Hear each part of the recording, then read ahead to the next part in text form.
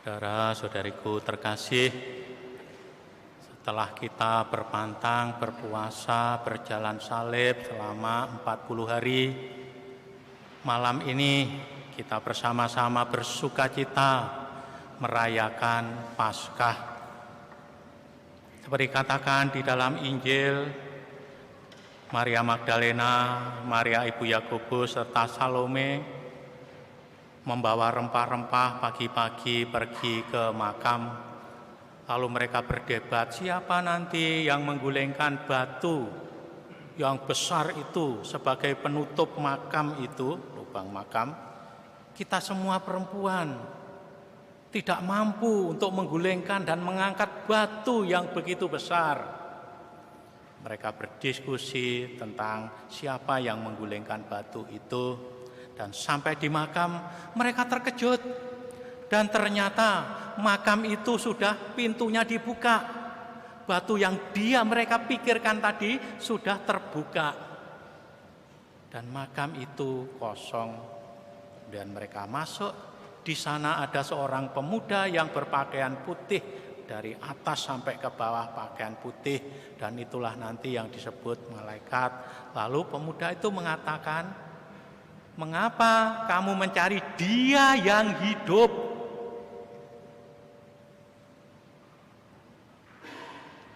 Dia yang hidup. Dia yang hidup itu sudah mendahului kamu pergi ke Galilea. Sampaikan berita ini kepada Petrus dan murid-murid yang lain. Kalau mencari Dia yang hidup, tempatnya bukan di kuburan. Kuburan itu tempatnya orang mati, tapi Dia ini sudah hidup. Saudara-saudari terkasih, dengan demikian mereka langsung bergegas untuk menemui murid-murid yang lain dengan pewartaan apa yang disampaikan malaikat tadi. Tuhan hidup, Tuhan tidak ada di kubur, kuburnya sudah kosong. Saudara-saudariku yang terkasih, memang faktanya kubur itu kosong. Dan malaikat yang memberi tahu bahwa Dia hidup sekarang mendahului engkau ke Galilea. Dan wartakan ini, berita ini. Dan nanti kemudian Yesus akan menampakkan diri kepada para murid dan berkali-kali menampakkan dirinya. Nah, saudara-saudari yang terkasih, gereja perjalanannya juga tidak selalu mulus. Sejak awal juga ada bid'ah-bid'ah ya, orang-orang yang menyesatkan, yang menyimpangkan ajaran.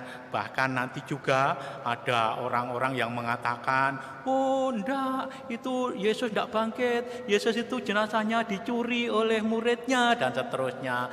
Ternyata hoaks semacam itu sejak dulu sudah ada. Lalu juga nanti akan dilanjutkan terus, dan gereja dalam perjalanan waktu juga menghadapi penyimpangan ajaran semacam itu.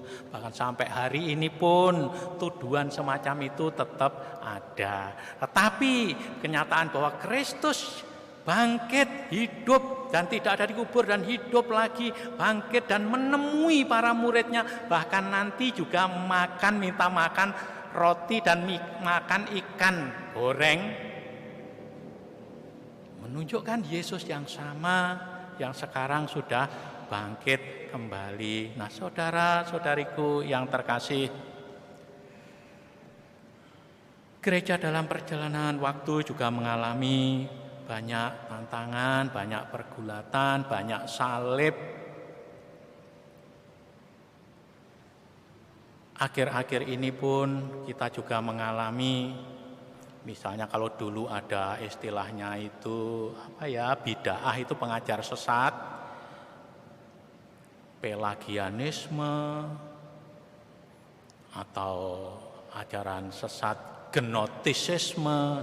Sekarang ini rupanya ada lagi banyak itu diperbarui, atau neo-gnostisisme, neo-pelagianisme. Artinya apa? Artinya itu ialah gnostis itu orang yang hanya percaya kepada logika, pada pikiran semata. Sehingga kebenaran itu hanya yang dipikirkan, masuk di pikiran saja. Sehingga apa yang terjadi? Misteri itu hilang. Misteri ilahi, rahasia Allah itu tidak tercover di sana. Sehingga orang mengukurnya, pokoknya yang benar ya menurut pikiranku, menurut logikaku, bahwa Yesus itu ya tidak mungkin Yesus itu bangkit, dan seterusnya itu.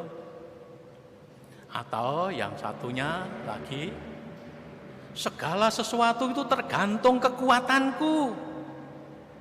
Yang penting aku kuat, aku menguasai semuanya itu. Maka kekuatanku inilah yang benar. Sehingga dengan begitu juga menyingkirkan rahmat Allah.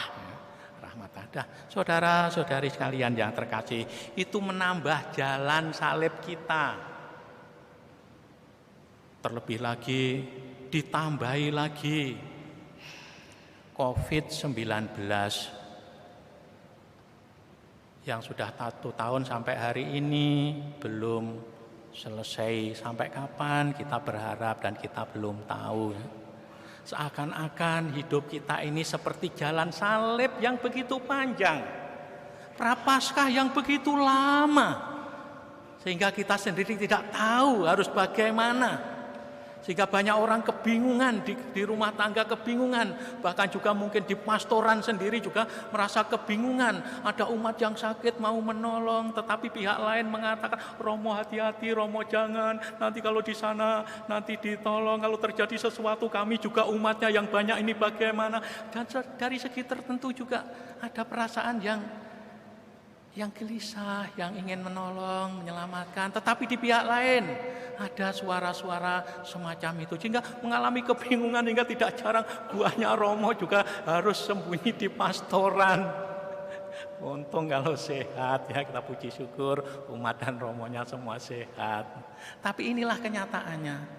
Seperti jalan salib itu panjang sekali. Sampai kapan jalan salib ini berhenti dan selesai? Kok seolah-olah Allah menghajar kita. Nah, saudara-saudari, semua itu tadi termasuk perjalanan Yesus yang bangkit, ada rangkaian, ada rentetannya. Ketika Yesus memasuki bait Allah dan kemudian di sana mengatakan kepada para imam, bangunanmu yang luar biasa yang kau bangun 46 tahun ini, robohkan itu. Aku akan membangunnya dalam waktu 3 hari. Saat itu tidak ada orang yang ngerti. Saat itu tidak ada orang yang tahu. Dan ternyata Yerusalem atau Kenisah Bait Allah tadi betul-betul roboh hingga hari ini, sudah 2000 tahun belum terbangun. Dengan kata lain mau dikatakan apa? Bait Allah itu ialah dalam diri Yesus sendiri sekarang ini. Maka Yesus yang bangkit inilah pusatnya. Yesus yang bangkit inilah harapan kita. Yesus yang bangkit inilah terang bagi kita. Nah, kalau ini adalah terang bagi kita, kalau Yesus ini cahaya bagi kita, harapan bagi kita, sekalipun ada pandemi semacam ini, ya memang kita tetap waspada dan berjaga dan siap terus, ya, jaga kesehatan terus-menerus. Tetapi kita tidak akan dilemahkan oleh semuanya itu, walaupun sudah 1 tahun lebih dalam situasi semacam itu. Sehingga dengan kata lain, seperti halnya seorang bapa yang kadang-kadang menjewer anaknya, mencubit anaknya, memukul anaknya, bahkan menghajar anaknya, bukan karena benci kepada anaknya, tetapi karena begitu cinta dan sayangnya kepada anaknya, supaya anaknya ini tidak sesat, dosanya tidak bablas, supaya anaknya ini masa depannya tidak hancur. Ternyata seorang bapak yang bijaksana perlu menjewer, perlu mengingatkan, kadang juga memukul. Dan inilah kalau kita punya harapan akan kebangkitan, ternyata dengan peristiwa-peristiwa macam ini, peristiwa dunia yang dikuasai oleh pengetahuan dan kekuatan saja yang menghilangkan misteri dan juga rahmat Allah, lalu ditambah COVID-19 sampai hari ini. Oh, ternyata aku sebagai orang beriman dengan diterangi cahaya Paskah ini masih mampu melihat, oh Bapa, Engkau begitu baik. Dengan begitu ternyata Engkau meluruskan kembali jalanku. Aku mulai sadar sehingga dalam situasi semacam ini, aku dan ternyata banyak orang Kristiani, juga dalam survei-survei terakhir ini, dalam masa pandemi, ternyata semakin banyak yang membaca kitab suci, yang berdoa secara pribadi, bapak-bapak memimpin doa di rumah tangganya. Inilah kisah Yesus Kristus. Dan hidup kita sendiri ini adalah bait Allah.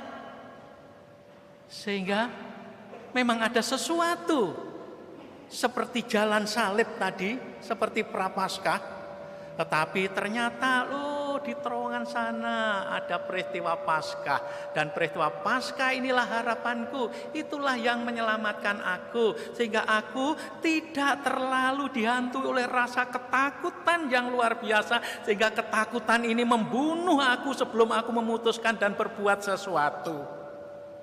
Akhirnya orang lumpuh di sana, tetapi dengan kacamata kebangkitan Tuhan ada perspektif baru, ada harapan baru, ada sesuatu yang baru, sehingga menjadi kekuatan bagi kita kembali. Sehingga dengan begitu sekaligus kita dibantu juga oleh tema APP tahun ini, kita menjadi orang-orang semakin beriman. Dan ternyata justru semakin banyak orang yang memiliki iman secara mendalam. Artinya apa? Selama ini mungkin doa dari mulut, doa dari hafalan, doa dari buku. Nah, dengan menghayati penderitaan semacam jalan salib tadi, lalu akhirnya kita sendiri secara pribadi mengalami perjumpaan dengan Yesus. Kita secara pribadi maupun secara keluarga mengalami doaku itu sungguh-sungguh dikuatkan di sana. Sehingga perjumpaan rohani dengan Yesus yang bangkit itu menjadi kurasakan, yang mungkin sebelum peristiwa pandemi ini tidak pernah kurasakan, tidak pernah kita rasakan. Tetapi dengan peristiwa ini ternyata juga kita semakin dikuatkan iman kita. Dan karena kita dikuatkan iman kita akan kebangkitan Kristus, kita juga menjadi cahaya, lilin, garam untuk juga menguatkan sesama kita. Maka temanya APP itu semakin beriman, semakin bersolider. Semakin beriman, semakin menganggap orang lain itu begitu berharga. Semakin beriman, semakin mengakui keberadaan orang lain. Semakin aku beriman, semakin menghormati dan menghargai sesama, bahwa sesamaku juga pribadi yang berharga. Sehingga dengan demikian ketika pandemi ini kita kelimpungan, kita bingung, kita tidak bisa menyelesaikan sendiri, ternyata kita diingatkan, oh pentingnya semuanya ini kerjasama dengan orang lain, pentingnya solidaritas, pentingnya kita semua ingat kepada sesama kita. Dan itulah saudara-saudara semangat Paskah yang digaungkan oleh gereja dan juga ditanamkan oleh Tuhan sendiri dalam diri kita. Semoga Paskah ini sungguh menjadikan harapan yang baik bagi hidup kita ke depan. Selamat Paskah, Tuhan memberkati.